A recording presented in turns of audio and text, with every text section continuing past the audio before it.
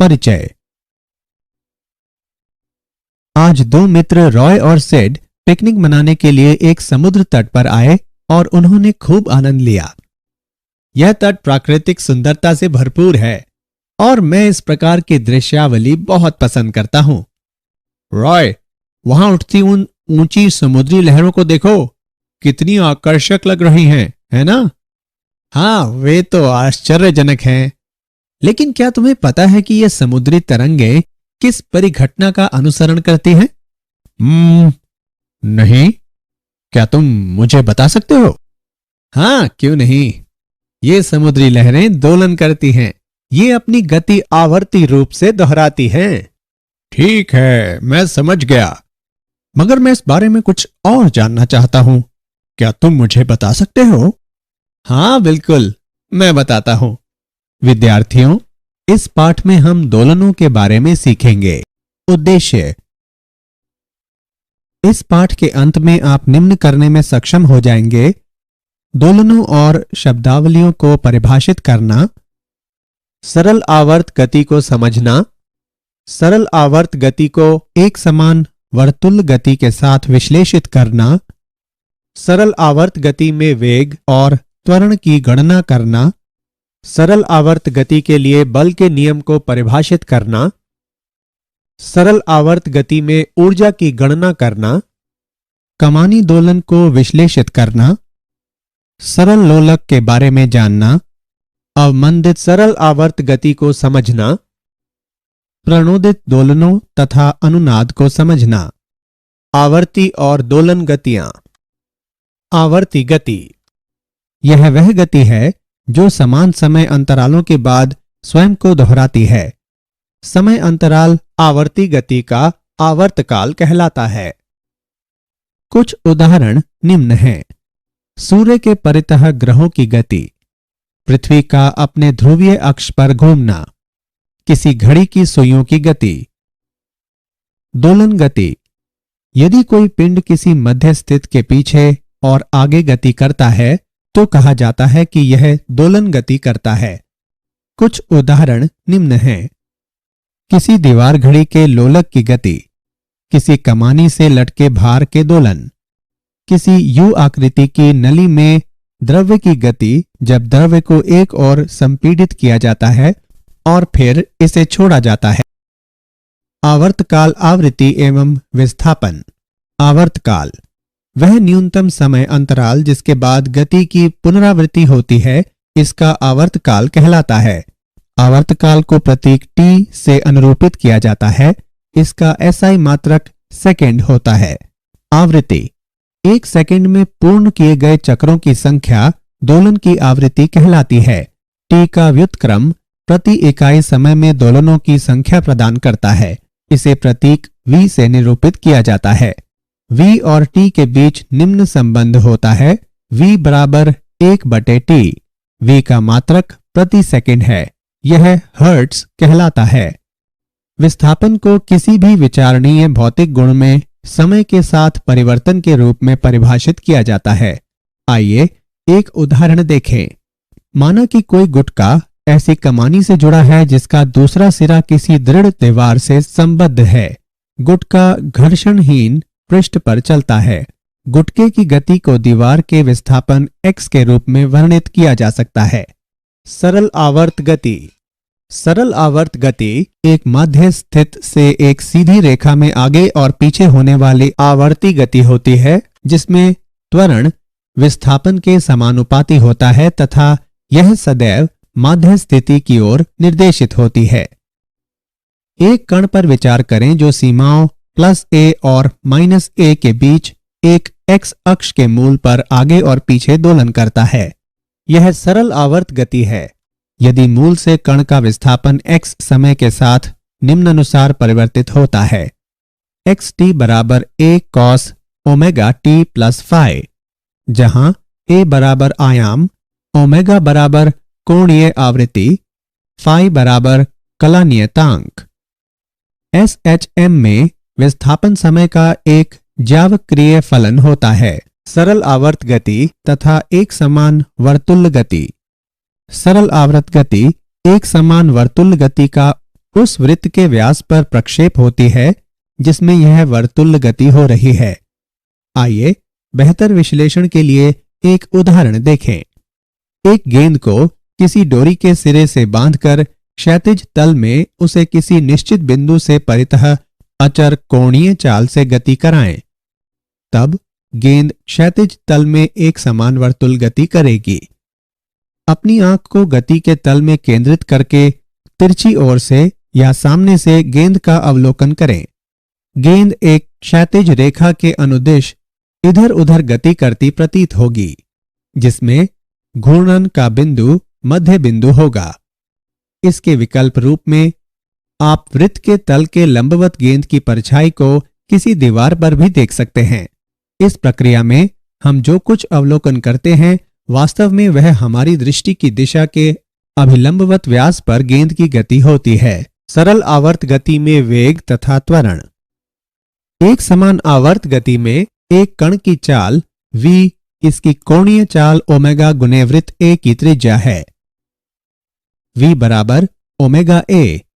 t समय पर वेग v की दिशा वृत्त की स्पर्श रेखा के अनुदिश उस बिंदु पर जहां उस क्षण में कण स्थित है। प्रक्षेप कण का वेग निम्नानुसार व्यक्त है। v ऑफ t बराबर minus omega a sine omega t plus phi. यहां ऋणात्मक चिन्ह इंगित करता है कि v ऑफ t की दिशा x अक्ष की धनात्मक दिशा के विपरीत है। SHM करने वाले एक कण का तात्क्षणिक त्वरण संदर्भ वृत्त विधि से निर्धारित किया जा सकता है।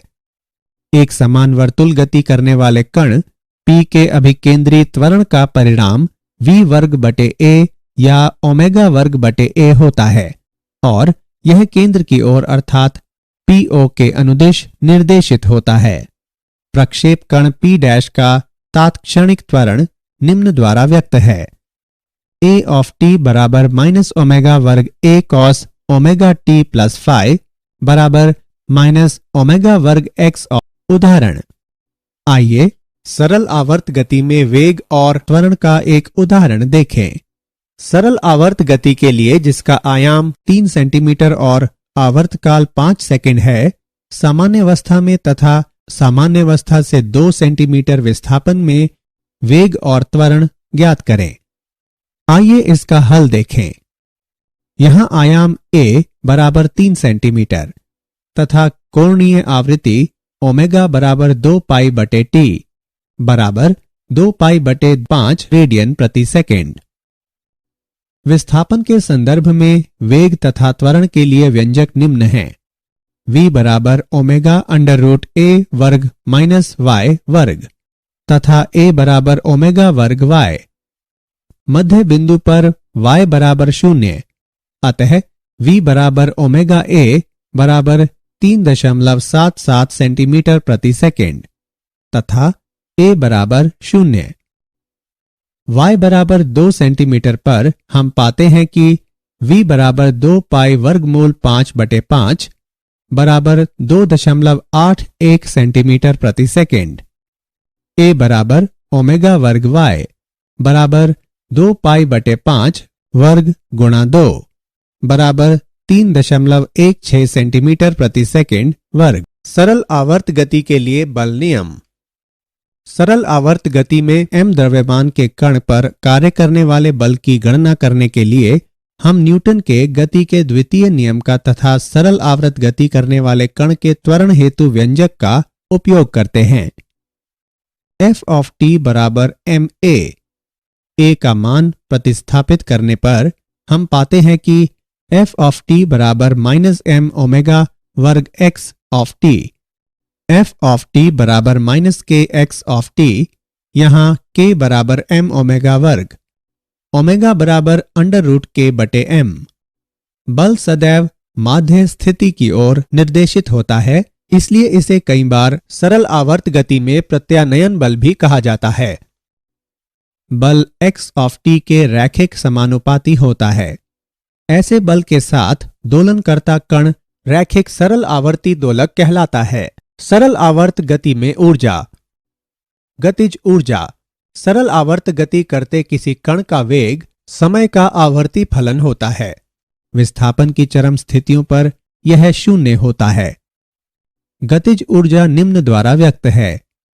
K बराबर 1/2 mv वर्ग बराबर 1/2 m ओमेगा वर्ग a वर्ग साइन वर्ग ओमेगा t प्लस फाइ बराबर 1/2 ka वर्ग साइन वर्ग गुणा ओमेगा t प्लस फाइ। यह समय का आवर्ती फलन भी है जो विस्थापन अधिकतम होने पर शून्य तथा कण के माध्य स्थिति में होने पर अधिकतम होता है। स्थितिज ऊर्जा कमानी बल F बराबर -kx एक संरक्षी बल है जिससे स्थितिज ऊर्जा संयुक्त होती है। U बराबर 1/2 kx वर्ग। अतः सरल आवर्त गति करते किसी कण की स्थितिज ऊर्जा U ऑफ x बराबर 1/2 kx वर्ग बराबर 1/2 ka वर्ग कॉस वर्ग ओमेगा t प्लस फाइ। अतः सरल आवर्त गति करते किसी कण की स्थितिज ऊर्जा भी T/2 आवर्तकाल के साथ आवर्ती होती है जो माध्य स्थिति से शून्य और चरम विस्थापन पर अधिकतम होती है। कुल ऊर्जा निकाय की कुल ऊर्जा E बराबर U प्लस K बराबर 1/2 ka वर्ग साइन वर्ग omega t plus phi plus 1/2 ka वर्ग कॉस वर्ग ओमेगा t प्लस फाइ बराबर 1/2 ka वर्ग। अतः सरल आवर्ती दोलक की कुल यांत्रिक ऊर्जा समय से स्वतंत्र होती है। कमानी के दोलन M संहिति का एक गुटका जो रैखिक सरल आवर्ती दोलक है एक कमानी से जुड़ा है। गुटका घर्षण रहित पृष्ठ पर गति करता है। गुटके को खींचकर या धक्का देकर छोड़ दिया जाने पर यह सरल आवर्त गति करता है। हुक के नियम के अनुसार निकाय को विरूपित किए जाने पर उस पर प्रत्यानयन बल लगता है। इस बल का परिणाम विरूपण अथवा विस्थापन के अनुक्रमानुपाती होता है और यह विपरीत दिशा में कार्य करता है। किसी समय t पर यदि गुटके का किसी माध्य स्थिति से विस्थापन x है तो गुटके का कार्य करने वाला प्रत्यानयन बल Fx बराबर -kx। यहाँ k कमानी स्थिरांक है। किसी कठोर कमानी के लिए k का मान अधिक तथा किसी मुलायम कमानी के लिए k का मान कम होता है। निकाय के लिए कोणीय आवृत्ति निम्न द्वारा व्यक्त है। ओमेगा बराबर √k/m तथा दोलक का आवर्तकाल निम्न द्वारा दिया गया है। T बराबर 2 वर्गमूल m/k। सरल लोलक m द्रव्यमान के एक छोटे गोलक को L लंबाई की एक न खिंचने वाली डोरी से बांधकर एक सरल लोलक बनाया जा सकता है। डोरी का दूसरा सिरा छत में एक टेप से जोड़ दिया जाता है। गोलक पृष्ठ के तल में इधर उधर धुराग्र बिंदु से गुजरने वाली ऊर्ध्वाधर रेखा के बाएं और दाएं दोलन करता है। यह आवर्ती गति माध्य स्थिति से छोटे विस्थापनों के लिए सरल आवर्त गति है। थीटा डोरी द्वारा ऊर्ध्वाधर से बनाया गया कोण है। जब गोलक माध्य अवस्था में होता है तो थीटा बराबर 0 होता है। गोलक पर केवल 2 बल कार्य करते हैं जो निम्न हैं। डोरी में तनाव T, गुरुत्व के कारण ऊर्ध्व बल mg को डोरी के अनुदिश mg cos थीटा तथा इसके अभिलंबवत mg sin थीटा घटकों में वियोजित किया जा सकता है। स्पर्श रेखीय घटक लोलक के धुराग्र बिंदु के परितः एक प्रत्यानन बल आघूर्ण उत्पन्न करता है। यह बल आघूर्ण सदैव गोलक के विस्थापन के विपरीत कार्य करता है ताकि वह गोलक को उसकी केंद्रीय अवस्थिति की ओर वापस ला सके। थीटा बराबर -L mg sin थीटा। निकाय के लिए कोणीय आवृत्ति निम्न प्रकार व्यक्त है। ओमेगा बराबर √mgl/I तथा आवर्तकाल निम्न प्रकार व्यक्त है। T बराबर √I/mgl। चूंकि सरल लोलक की डोरी द्रव्यमानहीन है इसलिए घूर्णी जड़त्व ml वर्ग होगा। अब सरल लोलक का आवर्तकाल निम्न होगा। T बराबर वर्गमूल L/g। अवमंदित सरल आवर्त गति कई बार वायु में गति करते किसी सरल लोलक की गति धीरे धीरे मंद होती जाती है। ऐसा इसलिए होता है क्योंकि वायु का घर्षण बल तथा टेक पर घर्षण बल लोलक की गति का विरोध करते हैं तथा इसकी ऊर्जा का धीरे धीरे क्षय करते हैं। ये अवमंदित दोलन कहलाते हैं।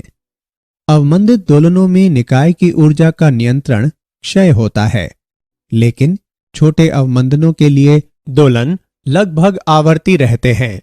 क्षयकारी बल व्यापक रूप में घर्षण बल ही होते हैं। अवमंदन बल परिवेशी माध्यम की प्रकृति पर निर्भर करते हैं। यदि गुटके को एक द्रव्य में डुबोया जाए तो अवमंदन का परिणाम काफी अधिक होगा और ऊर्जा का क्षय अधिक तीव्रता से होगा। अवमंदन बल सामान्यतः गोलक के वेग के अनुक्रमानुपाती होता है तथा यह वेग की दिशा के विपरीत कार्य करता है। यदि अवमंदन बल को Fd से व्यक्त करें तो हम पाते हैं कि Fd बराबर -bv प्रणोदित दोलन। जब किसी सरल लोलक को छोड़ा जाता है तो यह अपनी स्वाभाविक आवृत्ति ओमेगा के साथ दोलन करता है और ये दोलन मुक्त दोलन कहलाता है।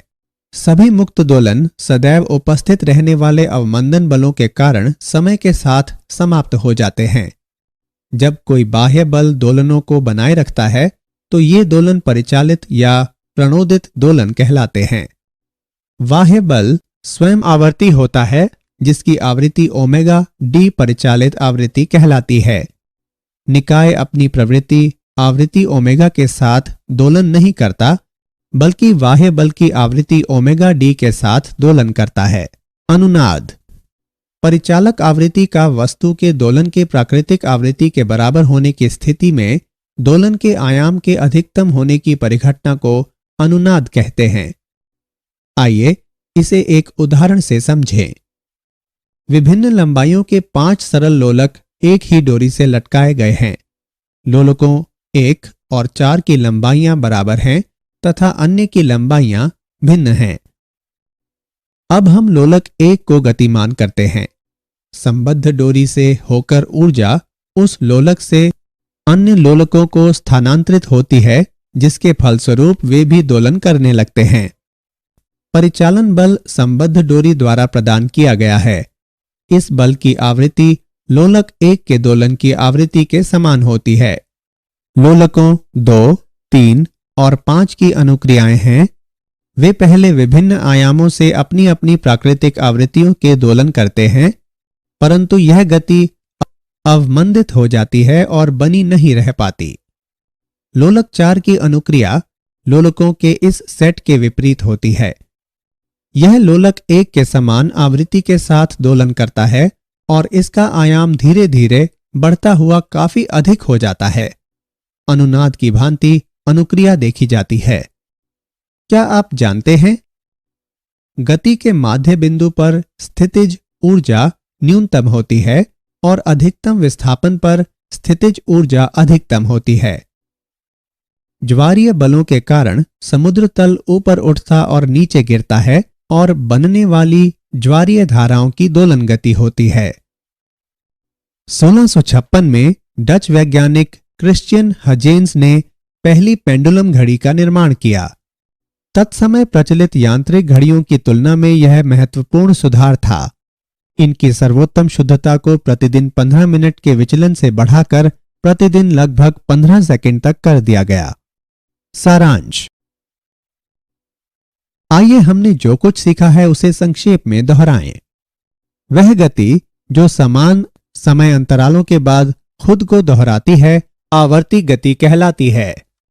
यदि कोई पिंड किसी माध्य स्थित से पीछे और आगे की गति करता है तो कहा जाता है कि यह दोलन गति करता है। 1 सेकंड में पूर्ण किए गए चक्रों की संख्या दोलन की आवृत्ति कहलाती है। विस्थापन को किसी भी विचारणीय भौतिक गुण में समय के साथ परिवर्तन के रूप में परिभाषित किया जाता है।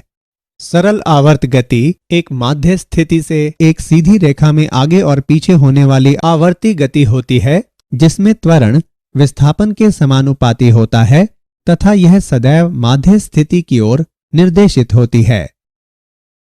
सरल आवर्ती दोलक की कुल यांत्रिक ऊर्जा समय से स्वतंत्र होती है। जब किसी सरल लोलक को छोड़ा जाता है तो यह अपनी स्वाभाविक आवृत्ति ओमेगा के साथ दोलन करता है और ये दोलन मुक्त दोलन कहलाता है। परिचालक आवृत्ति का वस्तु के दोलन के प्राकृतिक आवृत्ति के बराबर होने की स्थिति में दोलन के आयाम के अधिकतम होने की परिघटना को अनुनाद कहते हैं।